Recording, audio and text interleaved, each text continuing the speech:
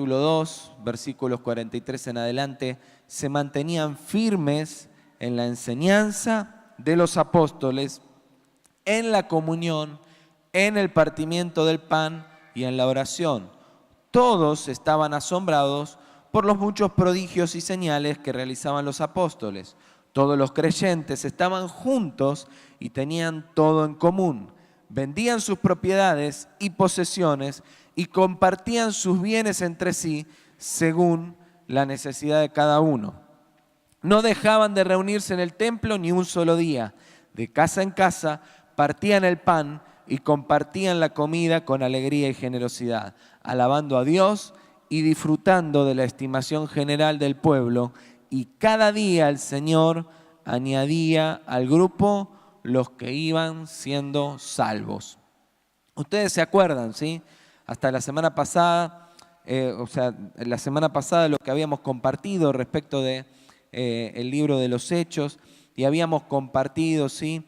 Esta parte después del mensaje de Pedro, lo que había impactado, ¿sí? El mensaje de Pedro en la vida de los judíos que estaban ahí, que se habían reunido de todos los lugares, ¿sí? Y dice como resultado que ese día fueron bautizados, es decir, recibieron a Cristo, llegaron al Señor y se bautizaron y se añadieron a la iglesia como 3.000 personas, ¿sí? Pero seguido de esto, Lucas caracteriza, ¿sí?, a esta iglesia naciente. Estas son las que acabo de leer, las primeras palabras que describen a esta iglesia que acaba de nacer. Es la iglesia más primitiva, ¿sí?, luego de la venida del Espíritu Santo. Y quizá, seguramente esta iglesia estaba en un estado infantil, recién naciente, ¿sí? Quizá tenía mucho por madurar y creo que de hecho iba a madurar después muchísimas cosas. Pero yo creo que también tenían una gran característica dentro de su inmadurez, dentro de este estado naciente, y es que tenían un genuino deseo de ser cuerpo, de vivir apegados al Evangelio, de que se manifestara este amor del Señor, la gracia de Dios en todos ellos. Y eso también es una característica de esta iglesia y creo que es lo que se expresa en estas palabras, ¿sí? Esa expresión de la iglesia primitiva es, creo a la vez, una consecuencia del impacto del Evangelio, ¿sí? Es decir, acababan de recibir a Cristo, acababan de experimentar ese poder poderoso del Espíritu Santo viniendo a derramarse en sus vidas, acababan de arrepentirse. Muchos judíos, es decir, miembros del pueblo de Dios que habían rechazado en un momento a Jesucristo porque no habían entendido su ministerio, y ahora por la obra del Espíritu Santo, la manifestación poderosa de Dios a través de la iglesia y de los discípulos que estaban reunidos allí y del mensaje de Pedro, entonces ahora se abren al Evangelio. Y lo primero que nace como respuesta es todo esto, es esta expresión de comunidad que acabamos de leer. Una iglesia, una comunidad que se apega a la palabra, que buscan juntos a Dios en oración, que oran, que atienden las necesidades los unos de los otros, que glorifican juntos a Dios, que se reúnen cada día porque quieren vivir juntos esta experiencia del Evangelio. Pero es justamente a la vez de que es la consecuencia de ese impacto el mensaje del Evangelio mismo. No es solamente la consecuencia del impacto del Evangelio, sino que se convierte entonces en el mensaje del Evangelio. Esto que describen estas palabras es el mensaje del Evangelio. Las características que Lucas describe respecto de esa comunidad nos hablan acerca de la iglesia que Dios espera de nosotros, porque esa es la manera en que Cristo estará en nosotros y porque es el mensaje que debemos transmitir al mundo. Y el versículo 42 entonces, que es por donde quisiera empezar este repaso, resume a mi entender las cualidades básicas que tiene que tener una comunidad que responde fielmente al Evangelio. Y vamos a verlas. En primer lugar, habla, y es lo primero que menciona, y yo creo que no está ahí porque sí, de que era una comunidad apegada a la palabra, ¿sí? Es la primera característica que se menciona sobre esta nueva iglesia que acaba de nacer. Dice que se mantenían firmes en las enseñanzas de los apóstoles, ¿sí? Los apóstoles lo que hacían era traer nueva luz sobre la Biblia, ¿sí? Sobre la palabra de Dios, sobre la Torá, sobre lo que era para los judíos, ¿sí? Su regla de fe y práctica.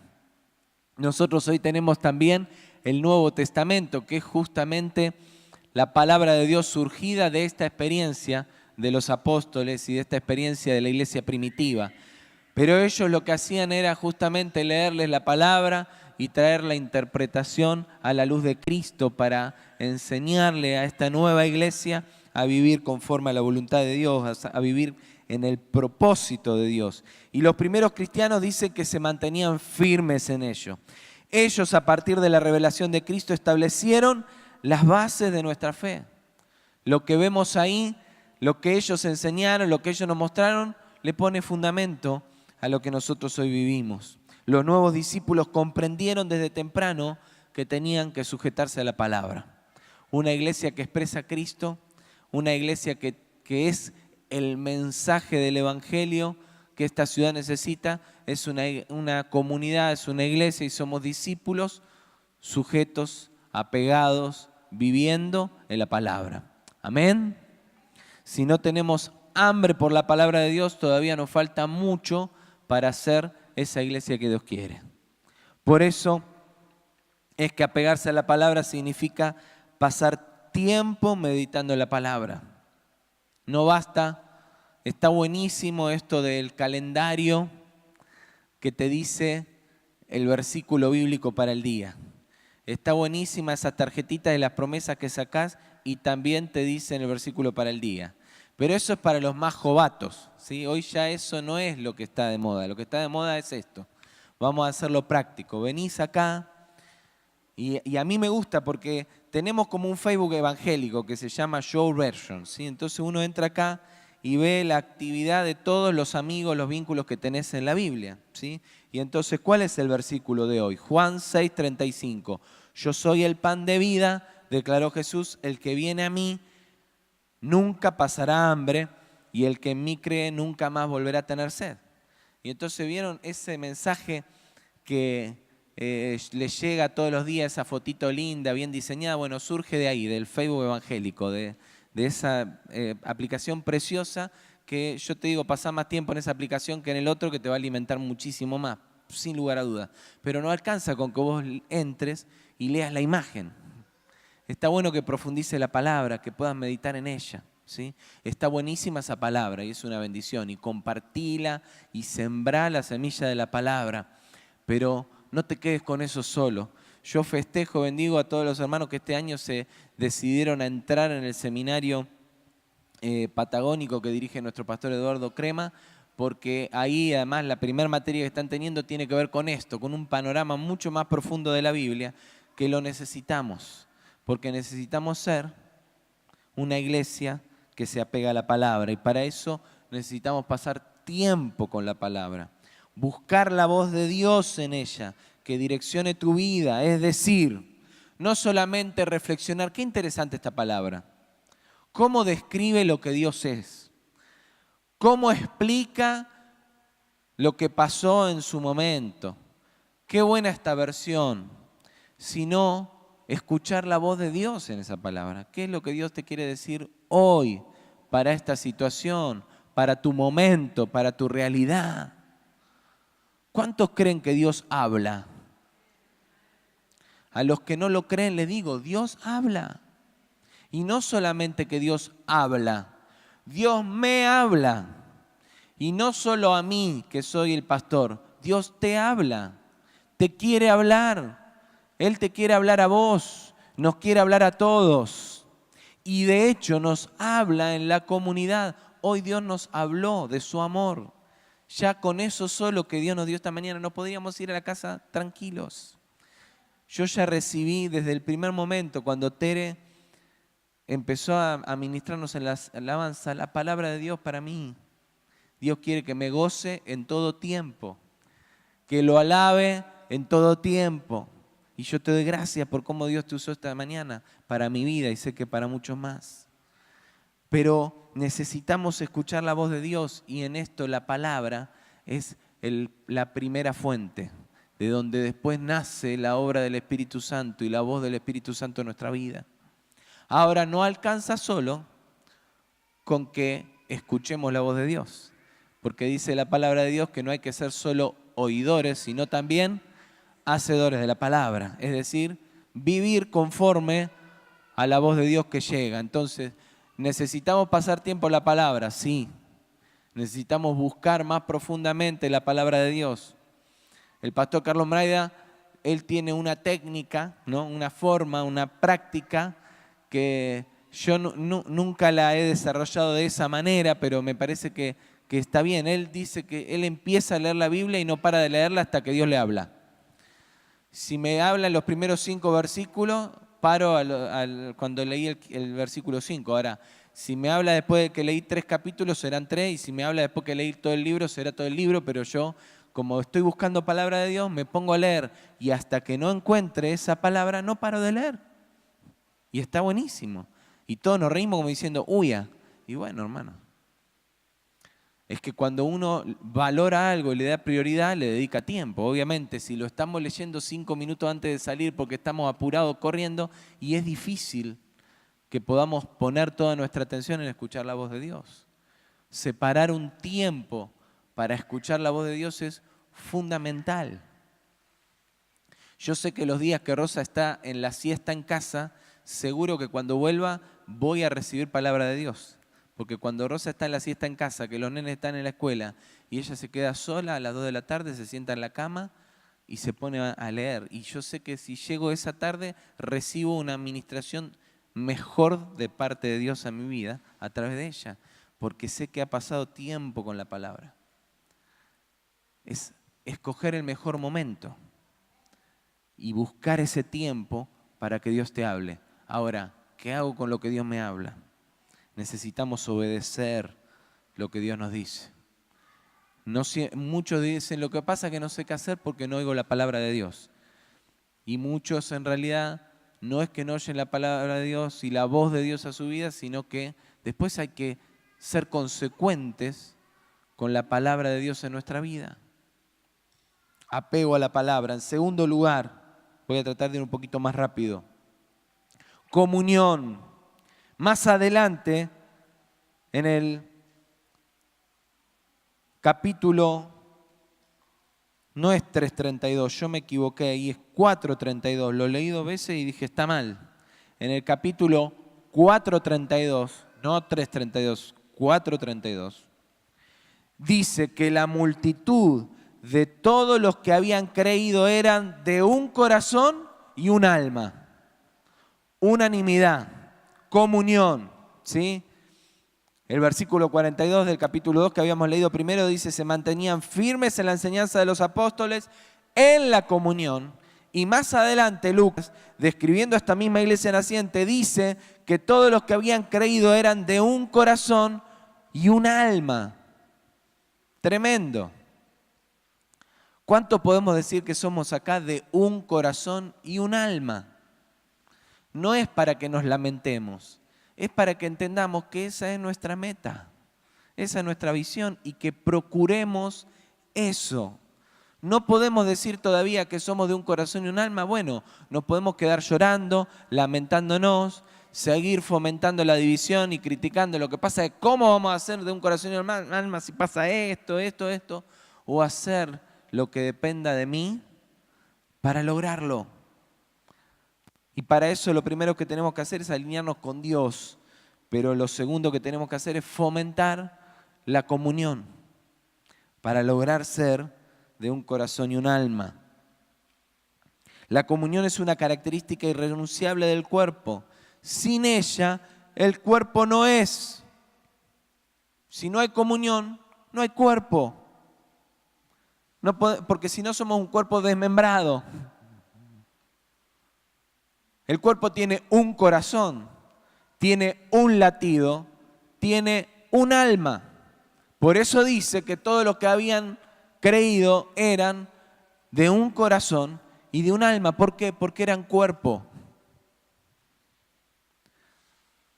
La falta de comunión es la causa del desmembramiento de la iglesia.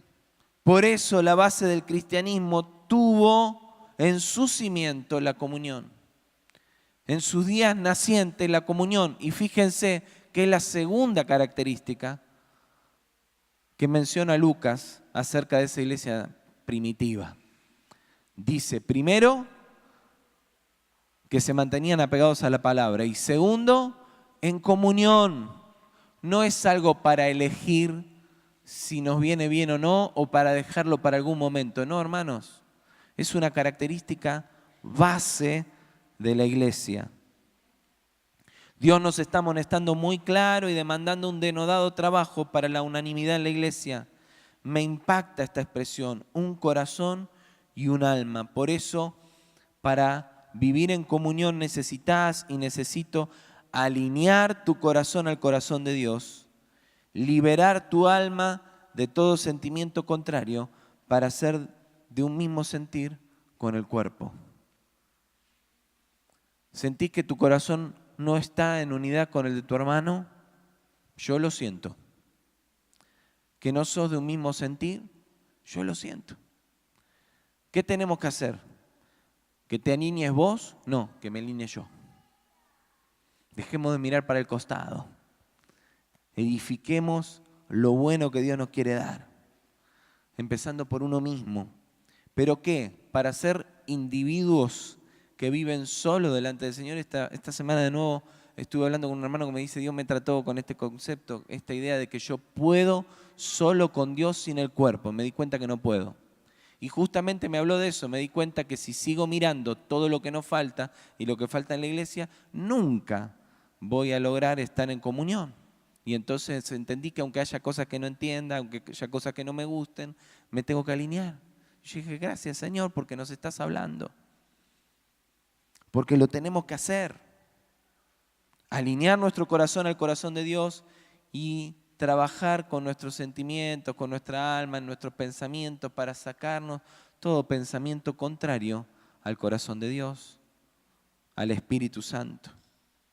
Tercero, dirán es redundante, pero no, es que así lo plantea la palabra. Un mismo cuerpo en Cristo. Dice ahí la palabra que también se mantenían firmes en la enseñanza, en la comunión y en el partimiento del pan. ¿Qué significa el partimiento del pan aquí? Hace referencia a lo que nosotros conocemos como la Cena del Señor o como la Santa Cena, ¿sí? Desde el origen de la iglesia se estableció este pacto por el cual los discípulos renovaban su compromiso con la fe y expresaban la plenitud del mensaje del Evangelio. ¿Qué significa participar de la cena o partir el pan y hacerlo con los hermanos? Significa, primero, reconocer la obra redentora de Cristo en la cruz. Cuando partimos el pan, recordamos que el cuerpo de Cristo fue partido por nuestros pecados. Cuando tomamos el vino, recordamos que su sangre fue derramada para pagar el precio para liberarnos de la condenación eterna que nos cabía a nosotros por nuestro pecado. Recordamos la obra redentora de Dios. Él nos redimió, Él pagó el precio, Él nos salvó. En segundo lugar, cuando participamos de la cena del Señor con los hermanos, decidimos ser partícipes de la obra de la cruz, muriendo a nuestra voluntad para que el resucitado reviva también en nosotros. Es decir, participar de la cena del Señor no es decir, bueno, como yo soy miembro de la iglesia y me bauticé, entonces tengo derecho a también participar de la cena, porque eso es parte de los actos de la membresía, ¿sí?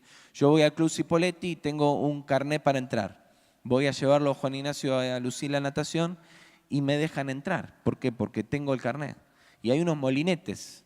Y todas las veces que voy veo gente discutiendo con la señora de seguridad porque si no tenés el carnet no podés entrar. Entonces te dice, andá a la administración, pero hay una cola larga y el nene llega tarde, no importa, tenés que pedir autorización. Porque La membresía te da la validez de entrar, si no, no entras.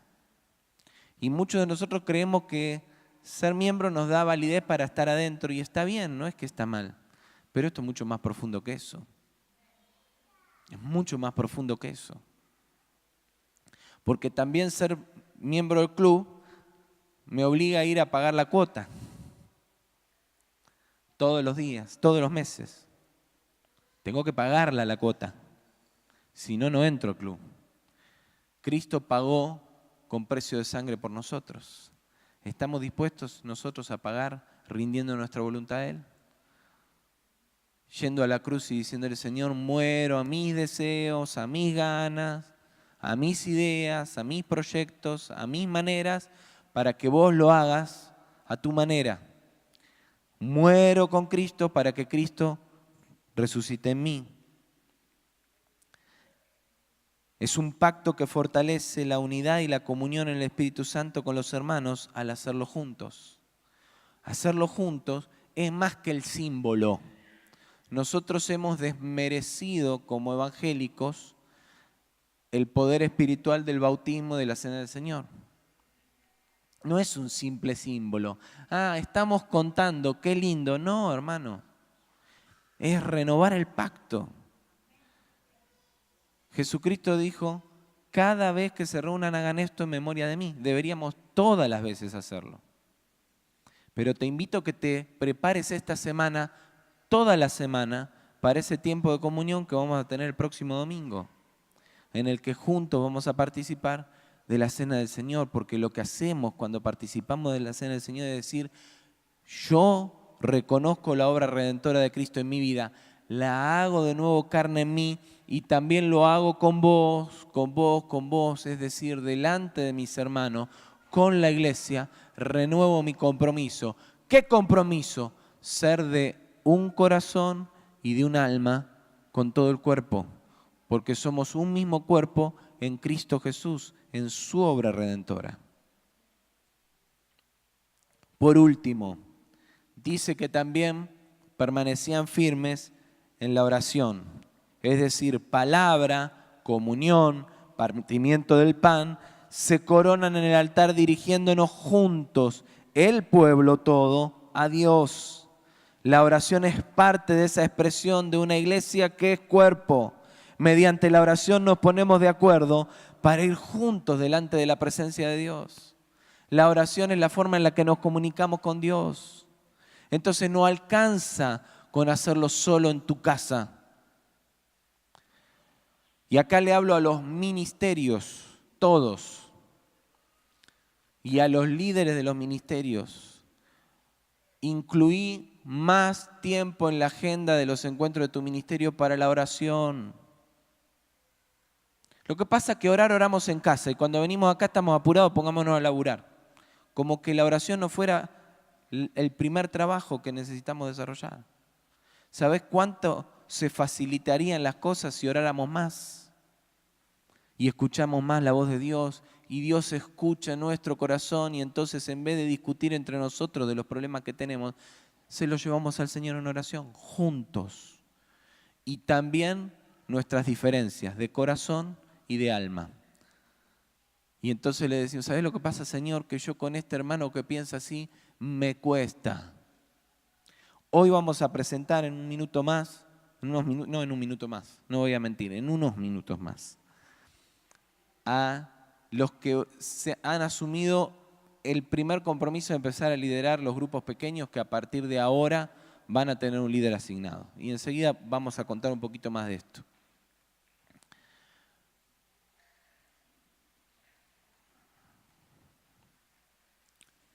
Se me escapó lo que iba a decir, perdón. Pero es importante que pasemos tiempo en la oración. Es importante que pasemos tiempo juntos en comunión. Y vos no podés decir, no, yo no oro, yo no voy a ir al grupo, yo no voy a estar en oración, porque es en ese espacio donde Dios nos ministra juntos en la oración, en la comunión, nos edifica, nos habla, nos instruye y nos dirige. Necesitamos orar juntos. No es lo mismo que hacerlo cada uno por separado. La oración de unidad te acerca al propósito de Dios. Cuando 2 o 3 se ponen de acuerdo, Dios se manifiesta. Mediante la oración llevamos juntos nuestras coincidencias y también las diferencias. Y le decimos, Señor, me cuesta, pero igual lo voy a hacer. No me es fácil, pero me pongo de acuerdo con mis hermanos y oro porque necesitamos edificar el cuerpo. ¿Quién dijo que iba a ser fácil? Pero en Cristo todo es posible. Y te lo digo esto para que ayudes a los hermanos que van a arrancar, porque van a decir, pero la cara de ese no me gusta, y yo también podría estar ahí. Y de hecho ya tengo una lista de más gente que hay que convocar y que tenemos que seguir trabajando. Y alguno dirá, pero no me va a gustar que me convoque. Mirá, hermano, yo sé que tenemos que crecer como cuerpo y que por supuesto todos tenemos que sentirnos a gusto. Pero la iglesia no se diseña para que nosotros nos sintamos bien, sino para glorificar el nombre de Dios y cumplir su propósito. Y eso está por encima. Porque si no, nunca nadie va a dar a la medida. Si no, nunca nadie va a encontrar satisfacción. El pastor perfecto no existe. El discípulo perfecto no existe. El líder perfecto no existe y el hermano servicial y voluntario que le dedica tiempo bajo la conducción de ese líder tampoco existe perfecto. Pero queremos ser de un mismo sentir, de un mismo ánimo. ¿Cómo? Juntos, en comunión, apegados a la palabra, viviendo a Cristo nosotros y resolviendo todas nuestras diferencias en oración, delante del Señor, juntos, no separados. De la misma manera, entonces después, termino el punto la oración de unidad te acerca al propósito de Dios porque cuando 2 o 3 se ponen de acuerdo, Dios se manifiesta, palabra de Dios. Mediante la oración llevamos juntos nuestras coincidencias y también las diferencias, ya te lo dije. Y mediante la oración Dios se comunica con el cuerpo y Dios necesita hablarnos como iglesia, no solamente a vos en tu casa, al otro en la suya, al otro en la suya y al otro en la suya. Necesitamos también pasar tiempo juntos, donde Dios quiere hablarle a todos juntos.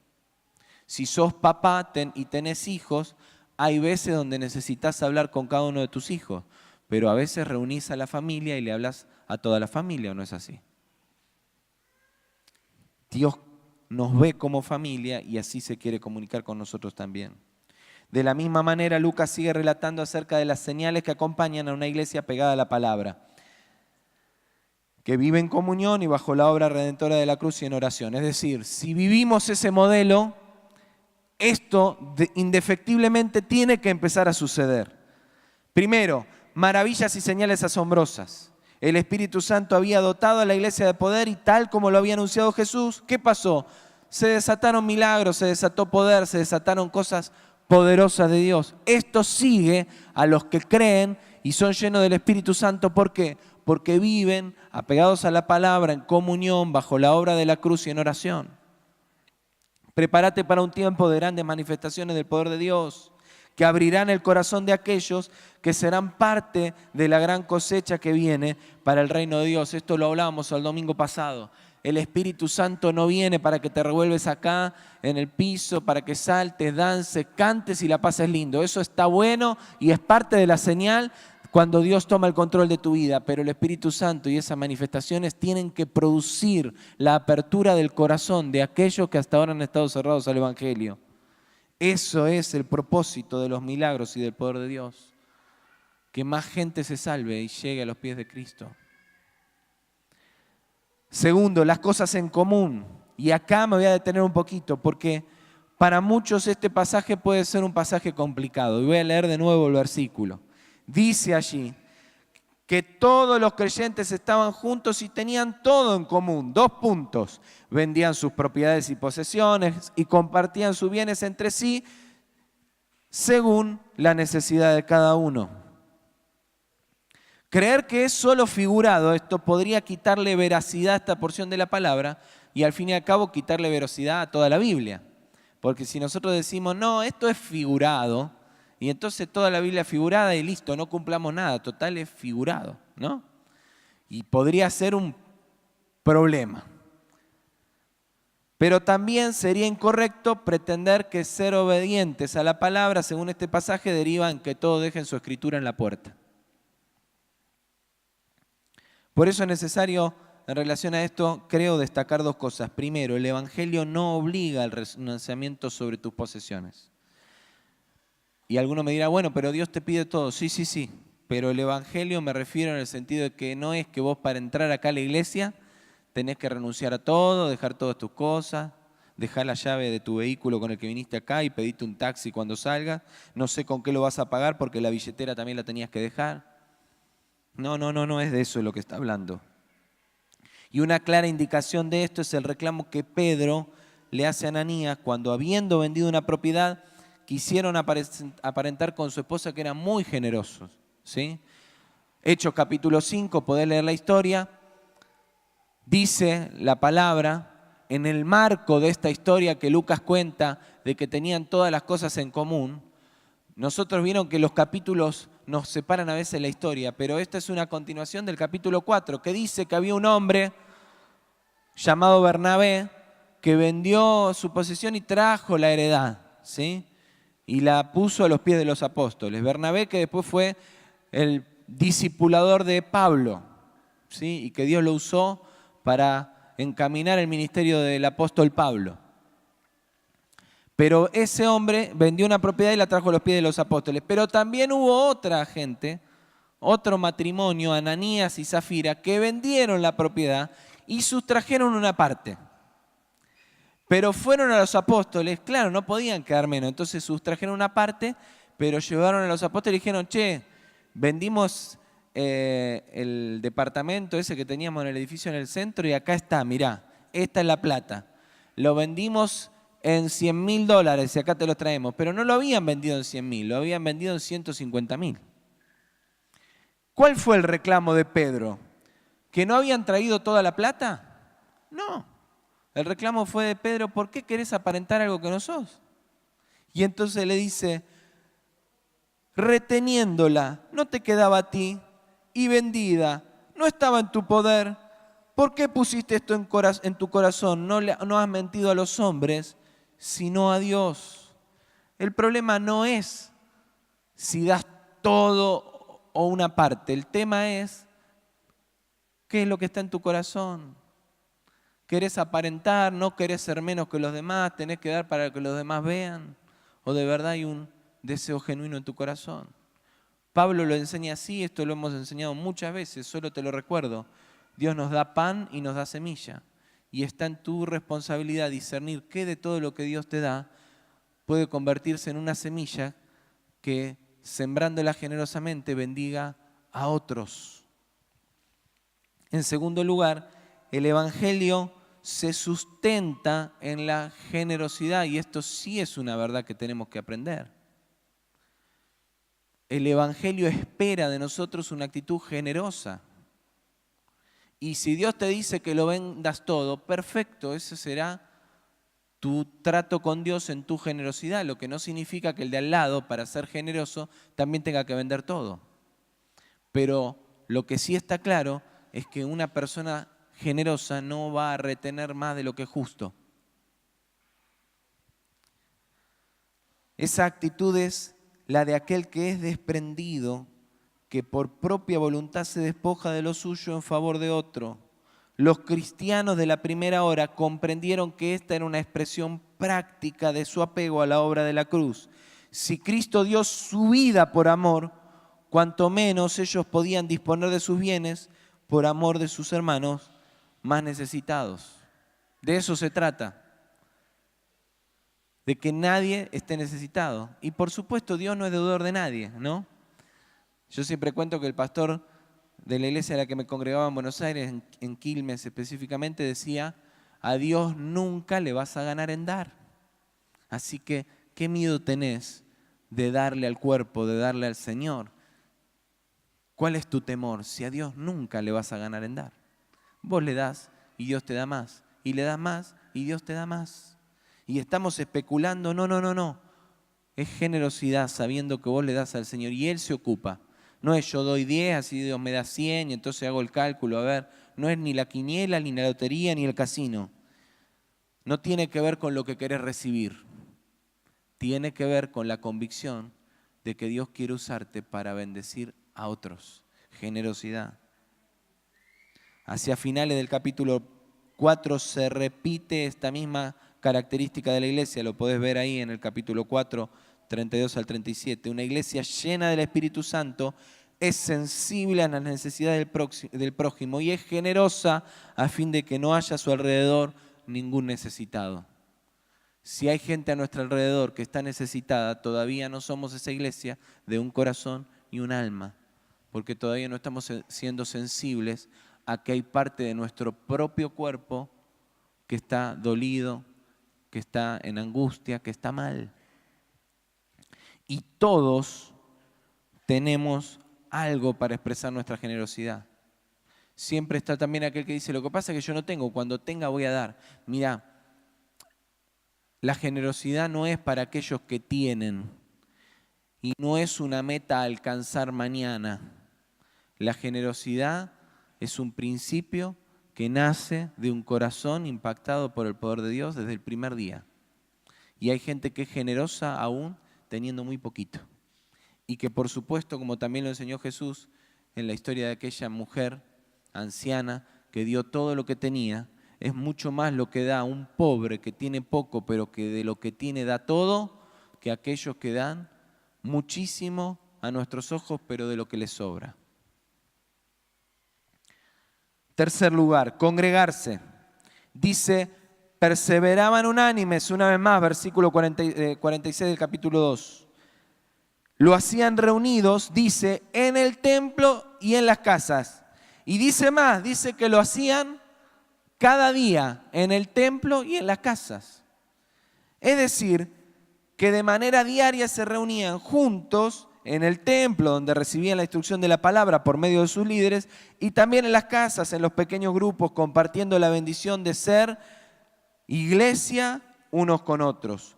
Lo hacían alabando a Dios con alegría y sencillez de corazón, lo cual el pueblo reconocía. O sea, que esa iglesia reunida, viviendo el Evangelio, alabando al Señor, generaba impacto. Porque el pueblo miraba y decía, wow, es gente vive algo diferente. Hasta que eso no ocurra, no habremos alcanzado lo que Dios espera que seamos como iglesia. Pero Dios quiere que eso ocurra. Y entonces esa es nuestra meta y es nuestra labor.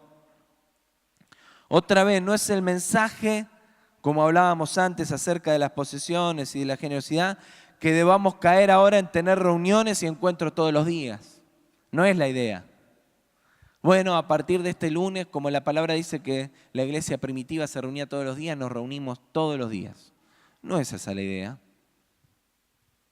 Aunque si Dios lo dijera así, ¿cuál sería el problema?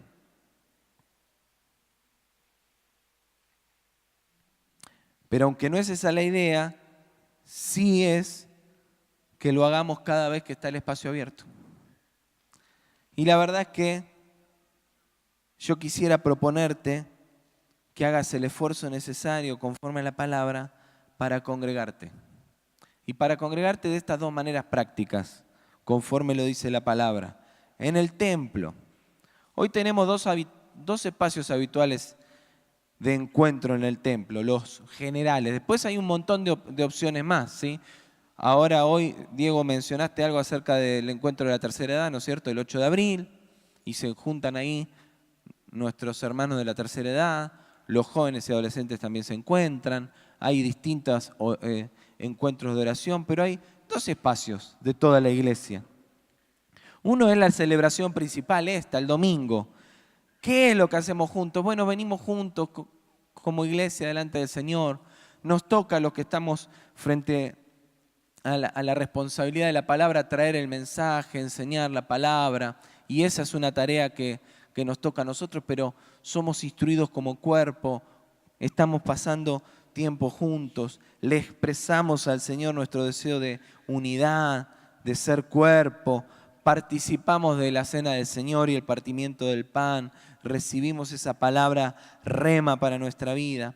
Y el segundo encuentro que tenemos es el encuentro de oración, donde estamos siendo hoy instruidos acerca de cómo orar y también orando juntos. Son 2 encuentros. Y es bueno que te propongas tratar de estar lo más que puedas en esos 2 encuentros, porque eso tiene que ver con congregarnos y estar juntos. Y de nuevo vuelvo a esto. ¿Por qué hacemos énfasis en esto? Porque es mentira, y es una sutil mentira del enemigo, que creas de verdad que podés estar en tu casa solo y que podés ser iglesia y que con Dios está todo bien. Porque ese no es el diseño de Dios. Y si ese no es el diseño de Dios, hacerlo diferente al diseño de Dios es ir en contra de la voluntad de Dios. Ir en contra de la voluntad de Dios se llama pecado. Y entonces si no te congregas, estás en pecado. Y no es que yo quiero tener la iglesia llena para sentirme contento y alimentar mi ego como pastor de decirte una iglesia con todas las sillas ocupadas. No ese es el ánimo, hermano. Es mi responsabilidad decirte que si tenemos por hábito dejar de congregarnos, estamos en pecado. Porque eso es lo que dice la palabra de Dios. Y en segundo lugar,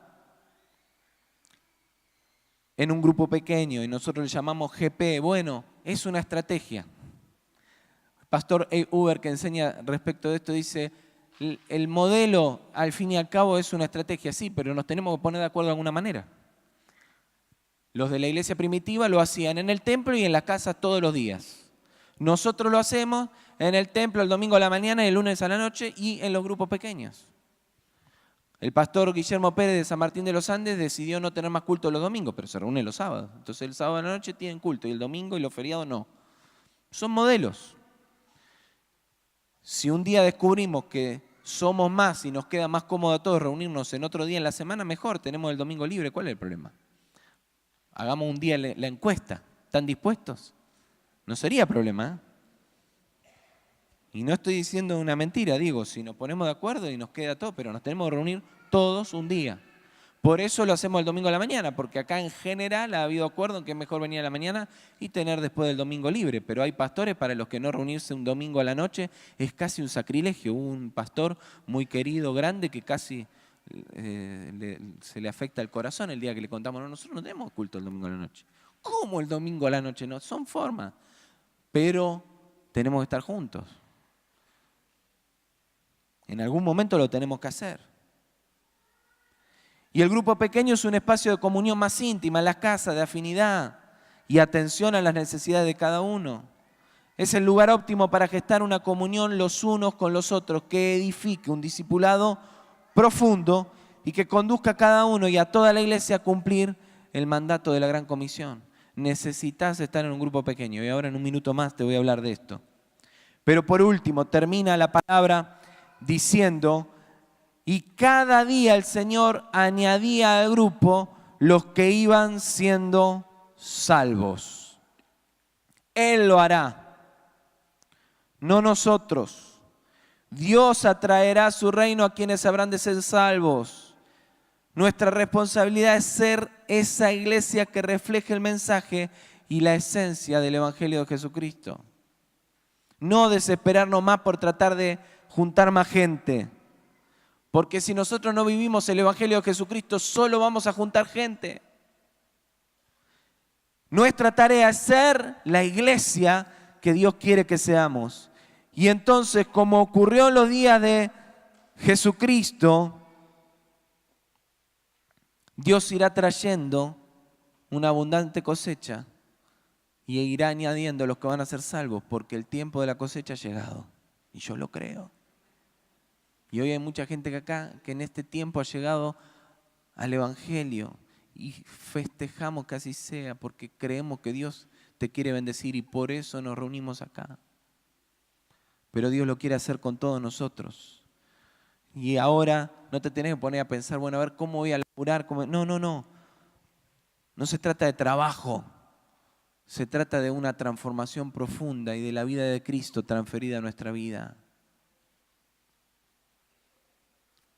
Y eso solamente se logra también, por supuesto, como lo hemos venido diciendo, cuando el Espíritu Santo desciende a nosotros. Sin el Espíritu Santo en nuestra vida, nada podemos hacer. Cierra tus ojos, por favor. Si querés hacerlo, por supuesto. Yo quiero esta mañana bendecir tu vida y la mía y la de cada uno de nosotros, para que seamos la iglesia que Dios soñó, esa iglesia que Dios quiere, aquella iglesia que responde al ADN del Evangelio, que si nos hacen un análisis de ADN puedan decir, sí, esta congregación tiene el análisis, da el análisis positivo. Son como Cristo, que si sacan una porción de ADN de cualquier parte del cuerpo,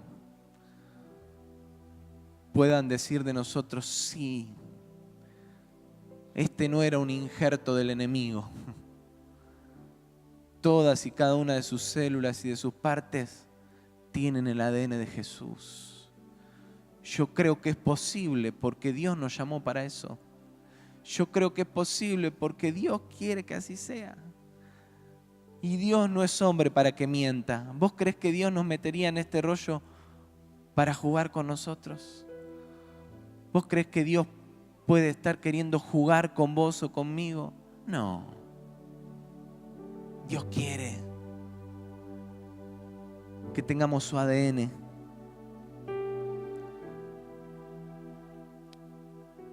Y que seamos entonces aquella iglesia que será parte del tiempo de expansión y cosecha que Dios ha determinado para su gloria. ¿Cuántos lo quieren así? Yo digo amén. Yo lo quiero. Padre, en el nombre de Jesús, una vez esta mañana te decimos, seguí obrando en nuestro corazón. Señor, pon en nosotros una sed más profunda por tu palabra. Que podamos cada día, Señor, llegar a tu palabra y sumergirnos en ella y buscar y meditar, Señor, acerca de tu propósito para nuestra vida y escuchar tu voz y poder comprometernos para ser obedientes, Señor, y ser fieles a tu voluntad para nuestra vida. Padre, ruego que pongas en nosotros un mismo corazón y un mismo alma, Señor, que podamos ser uno, Rey, que podamos vivir la comunión del Espíritu. Señor, que la obra de Cristo en la cruz no sea en vano para mí, que yo pueda morir junto a mis hermanos cada día y participar juntos en comunión del pan, del vino. Y no solo recordar que vos lo hiciste por mí, sino decidir ser parte de esa obra y morir a mí mismo, a mi voluntad, para que vos comiences a ser el rey, el gobernante y el director de mi vida y de nuestras vidas y de esta iglesia, Señor.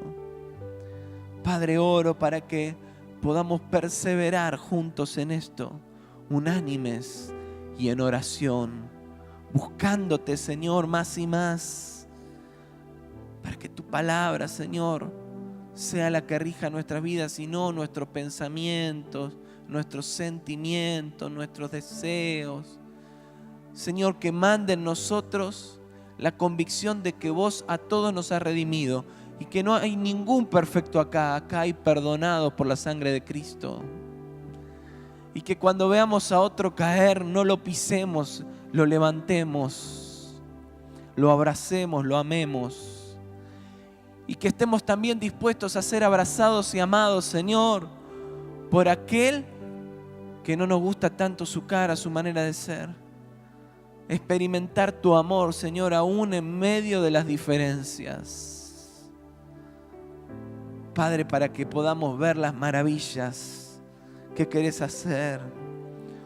Señor, para que podamos decir como lo decían de la iglesia primitiva y se diga de nosotros que no hay entre nosotros necesidades, porque en la iglesia has derramado todos los recursos que se necesitan. y los recursos fluyen en el cuerpo, Señor, bendiciéndonos unos a otros. Padre, que podamos ser una iglesia que se congrega, que estamos juntos, que valoramos el sentido de la pertenencia y que no nos da igual que pasen las semanas y los meses sin vernos, sin estar juntos, porque necesitamos ser edificados para que tu propósito sea cumplido en nosotros. Señor, porque viene una gran cosecha y no nos queremos quedar afuera de ella. Padre, yo oro en el nombre de Jesús para que tu Espíritu Santo descienda, inunde nuestras vidas y algo poderoso suceda, Señor, en todos nosotros para la gloria de tu nombre. Que así sea. Amén y amén. Antes de terminar, quiero compartirte algo más que tiene que ver, como te decía, con los grupos pequeños. Los que estuvieron hace 8 días, el sábado anterior, ya escucharon algo de todo esto, pero hubo muchos que no vinieron ese día. La invitación, por supuesto, era abierta para que todos pudieran estar, pero sabemos de que hubo gente que por ahí no estuvo. Y les vamos a pedir paciencia para que vayan entendiendo el proceso junto con nosotros. Lo primero que te voy a decir es que hoy no te vamos a dar todas las respuestas. Lo segundo es que hoy no se acaba el proceso, recién está iniciando. Y que, como te lo dije antes, anhelamos ser de un mismo corazón, de un mismo alma en esto. Así que seguramente, y ya lo sabemos, hemos obviado muchas cosas, nos falta mucho trabajo, vamos a tener que formar más gente, incluir a otras personas. Aún hay grupos pequeños que nos faltan definir algunas cuestiones en lo que respecta a la vida de esos grupos. Pero queremos comenzar. Y esto es un proceso.